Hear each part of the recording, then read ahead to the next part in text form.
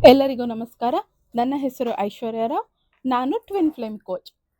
ಇವತ್ತಿನ ನಿಮ್ಮ ಪರ್ಸನ್ ಈ ವಾರದಲ್ಲಿ ಏನು ಫೀಲ್ ಮಾಡ್ತಾ ಇದ್ದಾರೆ, ಇದು ಟೈಮ್ಲೆಸ್ ರೀಡಿಂಗ್ ಆಗಿರುತ್ತೆ. ಆದರೆ ಸುಮ್ಮನೆ ನಾನೊಂದು ಟಾಪಿಕ್ ತಗೊಳ್ಬೇಕಲ್ಲ, ಅದಕ್ಕೋಸ್ಕರ ಟಾಪಿಕ್ ಈ ವಾರ ನನ್ನ ಸ್ಟೂಡೆಂಟ್ಗಳು ಯಾರು ಸ್ಪೆಷಲಿ ಹೀಲ್ ಆಗ್ತಾ ಇದ್ದೀರಾ ಅಂಥವ್ರಿಗೆ ನಿಮ್ಮ ಪರ್ಸನ್ ನಿಮ್ಮ ಬಗ್ಗೆ ಏನು ಯೋಚನೆ ಮಾಡ್ತಾ ಇದ್ದಾರೆ, ಅವರ ಫೀಲಿಂಗ್ಸ್ ಏನಿದೆ ಅನ್ನೋ ಅಂಥ ಟಾಪಿಕ್ ಮೇಲೆ ಮಾಡ್ತಾ ಇದ್ದೀನಿ. ನೀವು ಯಾರೇ ಆಗಿದ್ರು, ನೀವು ಯಾವಾಗಲೇ ಈ ವಿಡಿಯೋ ನೋಡಿದ್ರು ಇದರಲ್ಲಿರುವಂಥ ಮೆಸೇಜ್ ನಿಮಗಾಗಿರುತ್ತೆ. ಇದು ಟೈಮ್ಲೆಸ್ ರೀಡಿಂಗ್ ಆಗಿದೆ. ಓಕೆನಾ?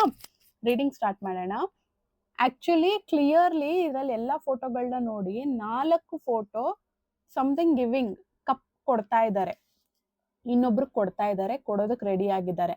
ಅಂದರೆ ನೀವು ಎಷ್ಟು ನಿಮ್ಮನ್ನ ನೀವು ಹೀಲ್ ಮಾಡ್ಕೊಳ್ತಾ ಹೋಗ್ತಾ ಇದ್ದೀರಾ, ಅಷ್ಟು ನಿಮ್ಮ ಪರ್ಸನ್ ನಿಮ್ಮ ಹತ್ರಕ್ಕೆ ಬರೋದಕ್ಕೆ ರೆಡಿ ಆಗ್ತಾ ಇದ್ದಾರೆ. ಮೇ ಬಿ ಕೆಲವ್ರಿಗೆ ಎಂಗೇಜ್ಮೆಂಟ್ ಫಿಕ್ಸ್ ಆಗ್ಬೋದು, ಮದುವೆ ಫಿಕ್ಸ್ ಆಗಬಹುದು, ನಿಮಗೆ ನಿಮ್ಮ ಪರ್ಸನ್ ಲವ್ ಪ್ರಪೋಸ್ ಮಾಡ್ಬೋದು. ಕ್ಲಿಯರ್ಲಿ ತೋರಿಸ್ತಿದೆ ಇಲ್ಲಿ. ಕೆಲವರು ನಿಮ್ಮ ಪರ್ಸನ್ ಆಲ್ರೆಡಿ ಫೈನಾನ್ಷಿಯಲಿ ತುಂಬಾ ಸ್ಟೇಬಲ್ ಆಗಿದ್ದಾರೆ, ಆದರೆ ಅವರ ಲೈಫ್ನಲ್ಲಿ ತುಂಬಾ ಕೆಲವೊಂದು ಲವ್ ಫೇಲ್ಯೂರ್ ಆಗಿರಬಹುದು, ಕೆಲವೊಬ್ರು ಹಣದಲ್ಲಿ ಮೋಸ ಹೋಗಿರಬಹುದು, ಇನ್ನ ಕೆಲವರು ಯಾವ್ದಾದ್ರು ಎಮೋಷನಲ್ ಪೇನ್ ಅವರಿಂದಾನೆ, ಫ್ರೆಂಡ್ಸೋ ಫ್ಯಾಮಿಲಿನೋ ಇನ್ನೊಬ್ರೋ ಮತ್ತೊಬ್ರೋ ಯಾವುದೋ ಒಂದು ವಿಷಯದಲ್ಲಿ ಲವ್ ಫೇಲ್ಯೂರ್ ಕೂಡ ಆಗಿರಬಹುದು ಪಾಸ್ಟ್ ಅಲ್ಲಿ. ಆ ರೀತಿಯಲ್ಲಿ ಆ ಒಂದು ನೋವು, ಎಮೋಷನಲ್ ಪೇನ್ ಅನ್ನ ಹೀಲ್ ಮಾಡ್ಕೊಳ್ತಾ ಇದ್ದಾರೆ. ಎಮೋಷನಲ್ ಪೇನ್ ಅವ್ರಿಗೆ ತುಂಬಾ ಟ್ರಿಗರ್ ಆಗ್ತಿದೆ ಅನ್ನೋದನ್ನು ಕೂಡ ತೋರಿಸ್ತಿದೆ ಇಲ್ಲಿ.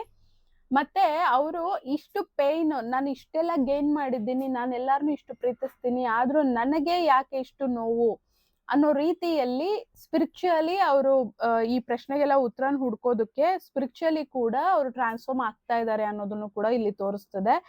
ಇದು ಟೈಮ್ಲೆಸ್ ರೀಡಿಂಗ್ ಮತ್ತೆ ಜನರಲ್ ರೀಡಿಂಗ್ ಆಗಿರೋದ್ರಿಂದ ನಿಮಗೆ ಎಷ್ಟು ರೆಸನೇಟ್ ಆಗತ್ತೆ ಅಷ್ಟನ್ನ ತಗೊಳ್ಳಿ. ಅಂಡ್ ಹೊಸದಾಗಿ ನಿಮ್ಮ ವ್ಯಕ್ತಿನೇ ನಿಮ್ಮನ್ನ ಮತ್ತೆ ಹೊಸದಾಗಿ ಪ್ರೀತಿಸೋದಕ್ಕೆ ನಿಮ್ಮ ಒಂದು ನೀವು ಕೋರ್ಕೊಂಡಂತ ರೀತಿಯಲ್ಲಿ ನೀವು ನಿಮ್ಮ ಮೇಲೆ ಎಷ್ಟು ವರ್ಕ್ ಮಾಡಿರ್ತೀರಾ ಅವಾಗ ಇದೆಲ್ಲ ನಿಮ್ಮ ಪರ್ಸನ್ ಮೇಲೆ ಕೂಡ ವರ್ಕ್ ಆಗತ್ತೆ.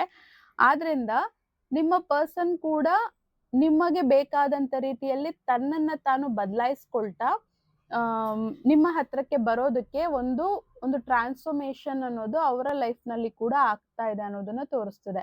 ನಾನು ತುಂಬಾ ಸಲ ಹೇಳಿದ್ದೀನಿ, ನಾವು ನಮ್ಮ ಮೇಲೆ ವರ್ಕ್ ಮಾಡಿದ್ರೆ ಅದು ನಮ್ಮ ಪಾರ್ಟ್ನರ್ ಮೇಲೆ ಕೂಡ ವರ್ಕ್ ಆಗತ್ತೆ ಅನ್ನೋದನ್ನ ನಾನು ಆಲ್ರೆಡಿ ಹೇಳಿದ್ದೀನಿ. ಸೊ ನೀವು ನಿಮ್ಮ ಮೇಲೆ ಎಷ್ಟು ಡೀಪ್ ಆಗಿ ವರ್ಕ್ ಮಾಡ್ತಾ ಇದ್ದೀರಾ, ಸ್ವಲ್ಪ ಲೇಟ್ ಆಗಾದ್ರೂ ಸರಿ ಅವ್ರ ಮೇಲೂ ಕೂಡ ಅದು ಕ್ಲಿಯರ್ಲಿ ತೋರಿಸ್ತಿದೆ. ಆ ಟ್ರಾನ್ಸ್ಫಾರ್ಮೇಶನ್ ಅನ್ನೋದನ್ನ ಇಲ್ಲಿ ತೋರಿಸ್ತಿದೆ. ಹೊಸದಾಗಿ ನಿಮ್ಮ ಜೀವನ ನೀವ್ ಅನ್ಕೊಂಡಂತ ರೀತಿಯಲ್ಲಿ ಸ್ಟಾರ್ಟ್ ಆಗ್ಬೋದು. ಕೆಲವೊಬ್ರಿಗೆ ಲವ್ ಫೇಲ್ಯೂರ್ ಏನಾಗಿತ್ತು ಆ ಪೇನಿಂದ ಹೊರಗೆ ಬಂದು ಹೊಸ ಪರ್ಸನ್ ನಿಮ್ಮ ಲೈಫ್ ನಲ್ಲಿ ಬರಬಹುದು. ನಿಮಗೆ ಹೊಸ ಪ್ರೀತಿ ಅನ್ನೋದು ಹೊಸ ವ್ಯಕ್ತಿಯಿಂದಾನೇ ಸಿಗಬಹುದು. ನಿಮ್ಮ ಒಂದು ಜೀವನದ ಅನುಗುಣವಾಗಿ ತಗೊಳ್ಳಿ. ನಿಮ್ಮ ಪರ್ಸನ್ ಬದಲಾಗಿ ಬರಬಹುದು ಅಥವಾ ಹೊಸ ವ್ಯಕ್ತಿ ಬರಬಹುದು. ಅದು ನಿಮ್ಮ ಒಂದು ವರ್ಕ್ ಹೇಗ್ ಮಾಡ್ತಾ ಇದ್ದೀರಾ ಅದ್ರ ಮೇಲೆ ಇರತ್ತೆ. ನೀವು ಯಾವ ಒಂದು ಪಾರ್ಟ್ನರ್ನ ಅಟ್ರಾಕ್ಟ್ ಮಾಡ್ತಾ ಇದ್ದೀರಾ ಅದ್ರ ಮೇಲೆ ಇರತ್ತೆ. ಅದಕ್ಕೆ ನಾನು ಹೇಳೋದು, ನಿಮಗೆ ರೆಸೊನೇಟ್ ಆಗೋಷ್ಟು ತಗೊಳ್ಳಿ. ಇದು ಜನರಲ್ ರೀಡಿಂಗ್ ಅಂತ ಹೇಳ್ಬಿಟ್ಟು. ನಿಮ್ಮ ಒಂದು ಫೈನಾನ್ಷಿಯಲಿ ಮ್ಯಾನಿಫೆಸ್ಟ್ ಮಾಡ್ತಾ ಇದ್ರೆ ಕೆಲವೊಬ್ರು ಫೈನಾನ್ಷಿಯಲಿ ಏನ್ ಲಾಸ್ ಆಗಿದೆ ಅದನ್ನ ಹೇಗೆ ರಿಕವರ್ ಮಾಡೋದು, ಮತ್ತೆ ಅದನ್ನ ಹೇಗೆ ಮತ್ತೆ ರೀಗೇನ್ ಮಾಡೋದು, ನನ್ನ ಒಂದು ಫೈನಾನ್ಷಿಯಲಿ ಹೇಗೆ ಸ್ಟೇಬಲ್ ಆಗೋದು, ಅದಕ್ಕೋಸ್ಕರ ಕೆಲವೊಬ್ರು ಹಣ ಸಂಪಾದನೆಗೆ ಬೇಕಾದಂತ ಸ್ಕಿಲ್ಗಳನ್ನ ಕಲಿತಾ ಇದ್ದೀರಾ ಅನ್ನೋದನ್ನ ಕೂಡ ಇಲ್ಲಿ ತೋರಿಸ್ತಿದೆ. ಹೊಸ ಹೊಸ ಐಡಿಯಾಗಳನ್ನ ಕ್ರಿಯೇಟ್ ಮಾಡ್ಕೊಳ್ತಾ ಇದ್ದೀರಾ, ಅದಕ್ಕೆ ಬೇಕಾಗಿದ್ದನ್ನ ಕಲಿತಾ ಇದ್ದೀರಾ, ಅದ್ರ ಮೇಲೆ ನಿಮ್ಮ ಮೇಲೆ ನೀವು ವರ್ಕ್ ಮಾಡ್ತಾ ಇದ್ದೀರಾ, ನಿಮ್ಮ ಒಂದು ಫೈನಾನ್ಷಿಯಲ್ ಗೇನ್ ಮೇಲೆ ಕೂಡ ವರ್ಕ್ ಮಾಡ್ತಾ ಇದ್ದೀರಾ. ಅದೆಲ್ಲ ಇಲ್ಲಿ ಹೊಸದಾಗಿ ಏನನ್ನೋ ಕಲಿತಾ ಇದ್ದೀರಾ, ಹೊಸ ಇನ್ಫಾರ್ಮೇಶನ್ ಗ್ಯಾದರ್ ಮಾಡ್ತಾ ಇದ್ದೀರಾ, ಹೊಸದಾಗಿ ಜೀವನವನ್ನ ಬದಲಾಯಿಸ್ಕೊಳ್ಳೋದಕ್ಕೆ ಆ ಒಂದು ಪ್ರಯತ್ನವನ್ನು ತೋರಿಸ್ತಿದೆ ಇಲ್ಲಿ ಕ್ಲಿಯರ್ಲಿ. ಇದರಿಂದ ಖಂಡಿತ ನಿಮಗೆ ಒಂದು ಹಣದ ಸ್ಟೆಬಿಲಿಟಿ ತುಂಬಾ ಸ್ಟ್ರಾಂಗ್ ಆಗಿ ಯಾರ ಮೇಲೂ ಆಧಾರ ಅನ್ನೋದನ್ನ ಪಡೆದಲ್ಲೇ ನೀವು ನಿಮ್ಮ ಒಂದು ಸಂಪಾದನೆ ನಿಮ್ಮ ಕಾಲ ಮೇಲೆ ನೀವು ನಿಂತ್ಕೊಳ್ತೀರಾ ಅನ್ನೋದನ್ನ ಇಲ್ಲಿ ಕ್ಲಿಯರ್ಲಿ ತೋರಿಸ್ತದೆ. ಯಾರು ನಿಮ್ಮ ಒಂದು ಫೈನಾನ್ಷಿಯಲ್ ಇದ್ರ ಮೇಲೆ ವರ್ಕ್ ಮಾಡ್ತಾ ಇದ್ದೀರಾ, ನಿಮ್ಮ ಮೇಲೆ ವರ್ಕ್ ಮಾಡ್ತಾ ಸ್ಕಿಲ್ಗಳ ಮೇಲೆ ವರ್ಕ್ ಮಾಡ್ತಾ ಫೈನಾನ್ಷಿಯಲಿ ಸ್ಟ್ರಾಂಗ್ ಆಗಬೇಕು ಅಂತ ಎಷ್ಟು ನೀವು ಎಫರ್ಟ್ ಹಾಕ್ತಾ ಇದ್ದೀರಾ ಅದ್ರ ತಕ್ಕ ಹಾಗೆ ನಿಮಗೆ ಪ್ರತಿಫಲ ಸಿಗುತ್ತೆ. ಖಂಡಿತ ನಿಮಗೆ ಫೈನಾನ್ಷಿಯಲ್ ಸ್ಟೆಬಿಲಿಟಿ ನಿಮ್ಮ ಲೈಫ್ನಲ್ಲಿ ಬರುತ್ತೆ ಅನ್ನೋದನ್ನ ತೋರಿಸ್ತದೆ. ಸ್ಪಿರಿಚುವಲ್ ಟ್ರಾನ್ಸ್ಫಾರ್ಮೇಶನ್ ಅನ್ನೋದು ತುಂಬಾ ಮಾಡ್ತಾ ಇದ್ದಾರೆ. ಅದರಲ್ಲೂ ಕೂಡ ಅವ್ರಿಗೆ ಬೇಕಾದಂತ ಒಂದು ಬದಲಾವಣೆಗಳು ಬರ್ತಾ ಇದೆ. ಅವರ ಆದಷ್ಟು ಒಂಟಿಯಾಗಿರ್ತಾ ಇದ್ದಾರೆ. ನಿಮ್ಮ ಪರ್ಸನ್ ನಿಮ್ಮ ಬಗ್ಗೆ ತುಂಬಾ ಯೋಚನೆ ಮಾಡ್ತಾ ಇರಬಹುದು. ಆ ನೋವು ಎಲ್ಲದ್ರಿಂದ ನೋವಿದೆ ಕ್ಲಿಯರ್ಲಿ ತೋರಿಸ್ತದೆ. ಆದ್ರೆ ಇಲ್ಲಿ ಇನ್ನ 6 ಕಾರ್ಡು ಪಾಸಿಟಿವ್ ಕಾರ್ಡ್ಸ್ ಬಂದಿದೆ. 2 ಕಾರ್ಡ್ ಮಾತ್ರನೇ ಸ್ವಲ್ಪ ಪೇನ್ ಅನ್ನೋದನ್ನ ತೋರಿಸ್ತಿದೆ. ಪಾಸ್ಟ್ ಅಲ್ಲಿ ಆಗಿರುವಂತ ಪೇನ್ ಅನ್ನ ಆದಷ್ಟು ಬೇಗ ರಿಲೀಸ್ ಮಾಡಿ ನಿಮ್ಮ ಹತ್ರಕ್ಕೆ ಬರ್ತಾರೆ ಅನ್ನೋದನ್ನ ತೋರಿಸ್ತಿದೆ. ಅವರು ಕೂಡ ಅವರ ಒಂದು ಎಮೋಷನಲ್ ಪೇನ್ ಏನಿದೆ ಅದ್ರ ಮೇಲೆ ಅವ್ರು ವರ್ಕ್ ಮಾಡ್ತಾ ಇದ್ದಾರೆ ಅನ್ನೋದನ್ನ ತೋರಿಸ್ತಿದೆ. ಆದಷ್ಟು ಬೇಗ ನಿಮ್ ಹತ್ರಕ್ಕೆ ಬರ್ತಾರೆ. ಯಾರಿಗೆ ಎಷ್ಟು ಟೈಮ್ ತಗೊಳುತ್ತೆ ಅನ್ನೋದು ಗೊತ್ತಿಲ್ಲ. ಇದೊಂದು ರಿಲೀಫ್ ಅಂತ ಅನ್ಕೊಳ್ಳಿ. ಯಾಕೆಂದ್ರೆ ಯಾರು ಕಂಟಿನ್ಯೂ ಒಂದೇ ಸಮ ಕ್ಲಾಸಸ್ನ ರೆಗ್ಯುಲರ್ ಆಗಿ ನೀವು ಅಟೆಂಡ್ ಮಾಡ್ತಾ ಇದ್ದೀರಾ, ನೀವೆಷ್ಟು ಮಟ್ಟಕ್ಕೆ ರಿಲೀಸ್ ಮಾಡ್ತಾ ಇದ್ದೀರಾ ಅದೆಲ್ಲ ಅವ್ರ ಮೇಲೆ ಅದು ವರ್ಕ್ ಆಗ್ತಿದೆ. ಅವರು ಕೂಡ ಎಮೋಷನಲಿ ಟ್ರಿಗರ್ ಆಗ್ತಾ ಇದ್ದಾರೆ. ಪಾಸ್ಟ್ ಅಲ್ಲಿ ಅವ್ರಿಗೆ ಆದಂತ ಪೈನ್ ಎಲ್ಲ ಇವಾಗ ನಿಮ್ಗೆ ಹೇಗೆ ಹೊರಗೆ ಬರ್ತಿದೆ ಅವ್ರಿಗೂ ಕೂಡ ಹೊರಗೆ ಬರ್ತಾ ಇರೋದ್ರಿಂದ ನೀವು ನೋವಲ್ಲಿದ್ರೆ ಅವರು ನೋವಲ್ಲಿದ್ದಾರೆ, ನೀವು ಸಂತೋಷವಾಗಿದ್ರೆ ಅವರು ಕೂಡ ಸಂತೋಷವಾಗಿದ್ದಾರೆ. ಇಬ್ರು ಒಬ್ರನ್ನೊಬ್ರು ಮಿರರ್ ಮಾಡ್ತಾ ಇದ್ದೀರಾ ಅನ್ನೋದನ್ನ ತೋರಿಸ್ತದೆ. ಆದ್ರೆ ಅವ್ರಿಗೆ ಇರುವಂತ ಕೆಲವೊಂದು ಪ್ರಾಬ್ಲಮ್ಗಳಿಂದ ನಿಮ್ ಹತ್ರಕ್ಕೆ ಬರೋದಕ್ಕೆ ಸ್ವಲ್ಪ ಹೆದರ್ಕೊಳ್ತಾ ಇದ್ದಾರೆ ಅನ್ನೋದನ್ನ ತೋರಿಸ್ತದೆ. ಫ್ಯಾಮಿಲಿ ಪ್ರಾಬ್ಲಮ್ ಆಗಿರಬಹುದು, ನಿಮ್ಮ ಪ್ರೀತಿಗೆ ಅವ್ರ ಅಪ್ಪ ಅಮ್ಮ ಒಪ್ಕೊಳ್ತಾರೆ ಇಲ್ಲ ಅನ್ನುವಂಥದ್ದು ಅವ್ರಿಗೆ ಒಂದು ಕನ್ಫ್ಯೂಷನ್ ಸ್ಟೇಟ್ ಅಲ್ಲಿ ಇದ್ದಾರೆ. ಆದ್ರಿಂದ ಅವ್ರನ್ನವರೇ ಕಟ್ ಹಾಕೊಳ್ತಾ ಇದ್ದಾರೆ. ಇದರಿಂದ ಹೇಗ್ ಹೊರಗೆ ಬರ್ಬೇಕು ಅನ್ನೋದನ್ನ ಗೊತ್ತಾಗ್ದಲೆ ಅನ್ನೋದನ್ನ ತೋರಿಸ್ತಾ ಇದ್ದಾರೆ. ಆದರೆ ಆದಷ್ಟು ಬೇಗ ಈ ಪ್ರಾಬ್ಲಮ್ಗಳು ಸಾಲ್ವ್ ಆಗುತ್ತೆ. ಯಾಕೆಂದ್ರೆ ನಮ್ಮ ಮೇಲೆ ನಾವು ಇನ್ನರ್ ವರ್ಕ್ ಮಾಡಿದಾಗ ನಾವು ವರ್ಕ್ ಮಾಡಿದಾಗ ಅಷ್ಟ್ರ ಮಟ್ಟಿಗೆ ಮ್ಯಾಜಿಕಲ್ ಟ್ರಾನ್ಸ್ಫಾರ್ಮೇಶನ್ ಅನ್ನೋದಾಗತ್ತೆ. ನೀವು ಎಷ್ಟು ಹೀಲ್ ಆಗ್ತಾ ಇದ್ದೀರಾ ಅದೆಲ್ಲ ನಿಮ್ಮ ಪರ್ಸನ್ ಮೇಲೆ ವರ್ಕ್ ಆಗ್ತಿದೆ ಕ್ಲಿಯರ್ಲಿ. ಅವರು ಆ ಬಂಧನವನ್ನೆಲ್ಲ ಮುರಿದು ರಿಯಲ್ ಲವ್ಗೋಸ್ಕರ ನಿಂತ್ಕೊಳ್ಳೋ ಅಂತ ಒಂದು ಪ್ರಯತ್ನವನ್ನ ಮಾಡ್ತಾ ಇದ್ದಾರೆ. ಇನ್ನು ಅವರಲ್ಲಿ ಸ್ವಲ್ಪ ಭಯ, ಅವ್ರನ್ನವರೇ ಕಟ್ ಹಾಕೊಳ್ತಾ ಇದ್ದಾರೆ, ಅವ್ರ ಮನ್ಸನ್ನ ಅವರೇ ಹಿಡಿದಿಟ್ಕೊಳ್ತಾ ಇದ್ದಾರೆ. ನಿಮ್ಮ ಹತ್ರ ಬರ್ದಲೇ ಇರೋದಕ್ಕೆ ಬೇಕಾದಂತ ಪ್ರಯತ್ನಗಳನ್ನು ಕೂಡ ಅವ್ರು ಮಾಡ್ತಾ ಇದ್ದಾರೆ. ಯಾಕೆಂದ್ರೆ ಒಬ್ಬೊಬ್ರು ಸ್ಟೋರಿ ಒಂದೊಂದಿರುತ್ತೆ, ಅವ್ರವ್ರ ಪರ್ಸನಲ್ ಲೈಫ್ ಕೂಡ ಅವ್ರಿಗಿರುತ್ತೆ. ಆದ್ರಿಂದ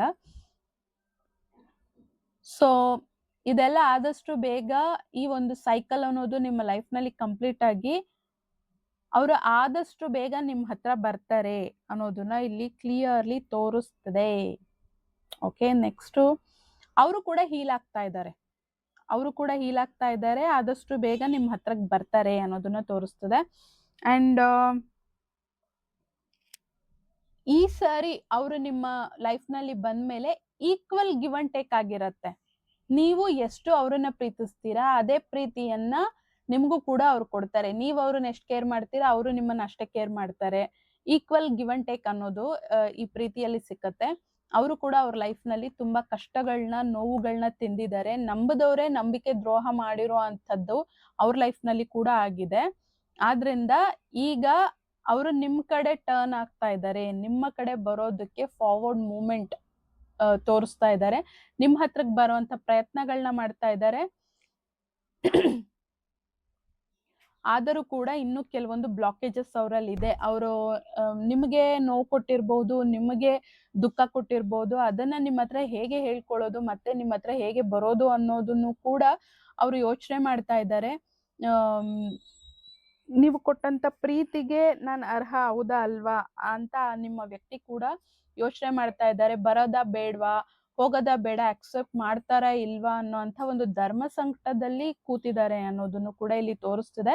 ಬಟ್ ಆದಷ್ಟು ಬೇಗ ನೀವು ಅವ್ರನ್ನ ಆದಷ್ಟು ಬೇಗ ಫರ್ಗಿವ್ ಮಾಡಿ, ಕ್ಷಮಿಸಿ ಅವ್ರನ್ನ ಅವರು ನಿಮ್ಮನ್ನ ಹರ್ಟ್ ಮಾಡಿದಾರಲ್ವಾ ಆ ಎಲ್ಲ ವಿಷಯಕ್ಕೆ ಫರ್ಗಿವ್ ಮಾಡಿ ಕ್ಷಮಿಸ್ಬಿಟ್ಟು ಅವರು ನಿಮ್ಮ ಜೀವನದಲ್ಲಿ ಬರೋದಕ್ಕೆ ಇರುವಂತ ಬ್ಲಾಕೇಜಸ್ಗಳು ನಿಮ್ಮೊಳಗೆ ಏನಿದೆ ಅದನ್ನೆಲ್ಲ ನೀವು ಹೀಲ್ ಮಾಡ್ಕೊಂಡು ರಿಲೀಸ್ ಮಾಡ್ಕೊಂಡ್ಮೇಲೆ ಖಂಡಿತ ಅವ್ರು ನಿಮ್ ಲೈಫ್ ನಲ್ಲಿ ಬರ್ತಾರೆ.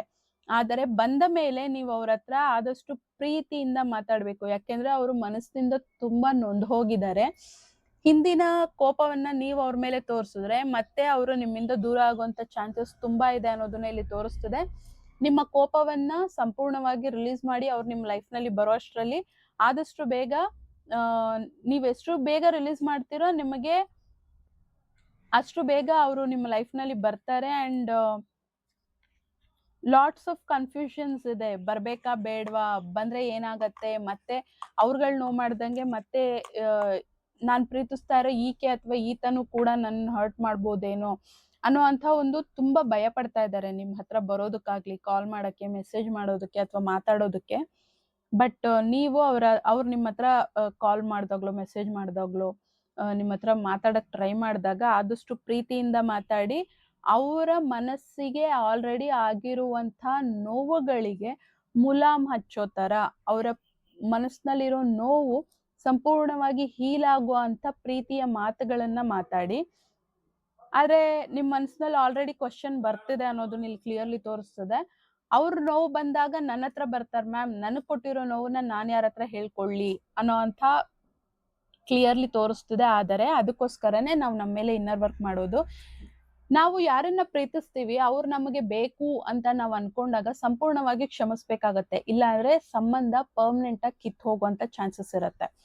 ಅದೇ ಕೋಪವನ್ನ, ಅದೇ ಹಳೆ ನೋವನ್ನೆಲ್ಲಾನು ಕೂಡ ರಿಪೀಟ್ ಮಾಡೋದ್ರಿಂದ ಎಲ್ಲಾರು ನೋವು ಕೊಟ್ಟಂಗೆ ಮತ್ತೆ ಈತ ಅಥವಾ ಈಕೆ ಕೂಡ ನೋವು ಕೊಡ್ತಾರೆ. ಮತ್ತೆ ಇವ್ರಿಗೋಸ್ಕರ ನಾನು ಏನಕ್ಕೆ ಬರ್ಬೇಕು ಅಂತ ಅವ್ರಿಗೂ ಕೂಡ ಹರ್ಟ್ ಆಗಿ ಮತ್ತೆ ನಿಮ್ ಲೈಫ್ ನಿಂದ ಪರ್ಮನೆಂಟ್ ಆಗಿ, ಈ ಸಲ ಹೋದ್ರೆ ಪರ್ಮನೆಂಟ್ ಆಗಿ ಹೋಗ್ತಾರೆ. ಆದ್ರಿಂದ ಈಗ ನಿಮ್ಮ ಒಂದು ಪ್ರೀತಿಯನ್ನ ಅಥವಾ ಸಂಸಾರವನ್ನ, ಮದುವೆ ಆಗಿದ್ರೆ ಸಂಸಾರ, ಅದನ್ನ ಉಳಿಸ್ಕೊಳ್ಳೋ ಅಂತ ಜಾಣ್ಮೆಯನ್ನ ನೀವು ತೋರಿಸ್ಬೇಕಾಗತ್ತೆ.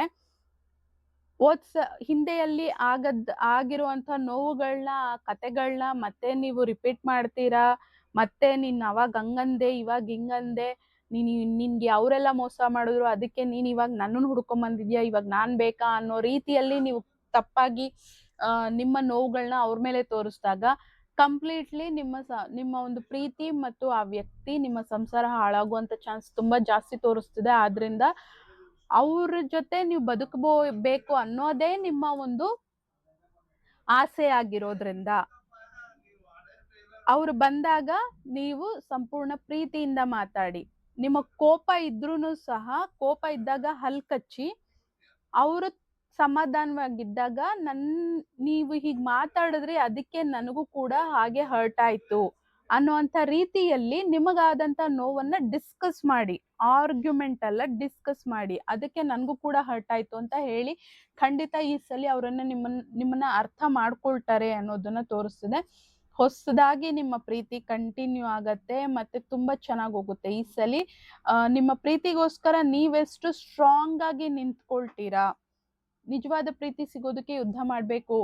ಅದು ಅಂಥವ್ರು ಯಾರು ಧೈರ್ಯವಾಗಿ ಅವ್ರವ್ರ ಪ್ರೀತಿಗೋಸ್ಕರ ನಿಂತ್ಕೊಳ್ತಾರೋ ಅವ್ರಿಗ್ ಮಾತ್ರನೇ ಪ್ರೀತಿ ಸಿಕ್ಕೋದು ಅನ್ನುವಂಥದ್ದು ನಾನು ತುಂಬಾ ವಿಡಿಯೋಗಳಲ್ಲಿ ಹೇಳಿದ್ದೀನಿ. ಸೊ ನೀವು ಈ ಸಲ ನಿಮ್ಮ ಪರ್ಸನ್ ನಿಮಗೋಸ್ಕರ ಸ್ಟ್ಯಾಂಡ್ ತಗೊಳ್ತಾರೆ ಅನ್ನೋದನ್ನ ಕೂಡ ಇಲ್ಲಿ ತೋರಿಸ್ತಿದೆ.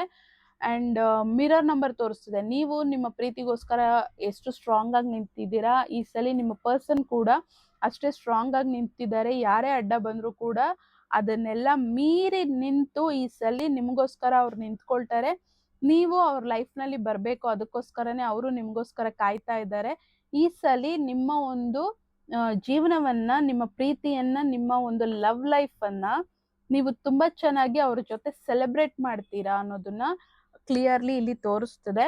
ತುಂಬಾ ಚೆನ್ನಾಗಿ ನಿಮ್ಮ ಲೈಫಲ್ಲಿ ನೀವು ಕೋರ್ಕೊಂಡಂತ ಪ್ರೀತಿ ನಿಮಗ್ ಸಿಗ್ತಾ ಇರೋದ್ರಿಂದ ಮತ್ತೆ ಆ ಹಳೆ ನೋವು, ಹಳೆ ವಿಷಯಗಳನ್ನ ಆದಷ್ಟು ತೆಗಿದಲೆ ಆ ತರದ್ ಬಂದಾಗ ಹೇಳ್ಕೊಳ್ಳಿ, ಸಾಫ್ಟ್ಲಿ ಮಾತಾಡಿ. ಅವರು ಒಳ್ಳೆ ನಿಮ್ಮನ್ನ ಅರ್ಥ ಮಾಡ್ಕೊಳ್ಳೋಂಥ ಮನಸ್ಥಿತಿಯಲ್ಲಿ ಅವ್ರು ಇದ್ದಾರೆ ಅಂತ ಅಂದಾಗ ಈ ರೀತಿ ಆವಾಗ ಹೀಗಾಗಿತ್ತು, ಅದಕ್ಕೋಸ್ಕರ ನನಗೂ ಹರ್ಟ್ ಆಯ್ತು, ಬೇಜಾರಾಯ್ತು ಅಂತ ಹೇಳಿ.